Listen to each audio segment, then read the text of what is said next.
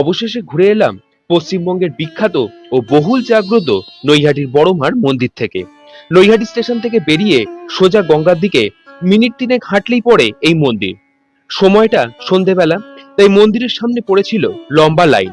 আর এই লাইনের শেষ খুঁজতে গিয়ে হাঁটতে হয়েছিল 4 থেকে 5 কিলোমিটার। শোনা যায় ভবেশ চক্রবর্তী নামে নৈহাটির এক বৈষ্ণব যুবক এই পুজো শুরু করেন। সালটা 1923।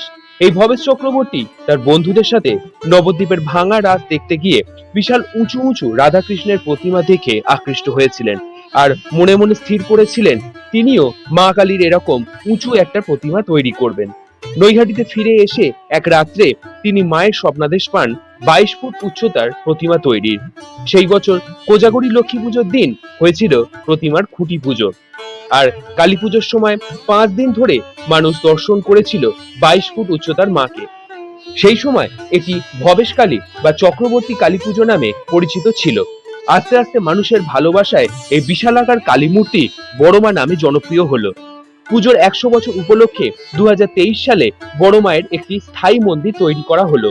বছরের 5টা দিন বাদে সারা বছর সাধারণ মানুষ মাকে দর্শন করতে পারে। 3 ঘন্টা লাইনে দাঁড়ানোর পর বড় মার দর্শন পেয়ে যে অনুভূতিটা হয়েছিল তা ভাষায় প্রকাশ করার মতো ক্ষমতা আমার নেই। একদৃষ্টে মায়ের দিকে তাকিয়ে থাকলে ভক্তি আর ভালোবাসায় চোখে জল চলে আসে। মন্দির থেকে বেরিয়ে মায়ের অন্নপ্রসাদও পেয়েছিলাম। বহু লোক ওই লম্বা লাইন দেখে ফিরে গেলেও আমাকে কিন্তু বড় মা ফেরায়নি। কথিত আছে, ধর্ম হোক যার যার, বড় মা সবার। তাই জয় বড় মার জয়।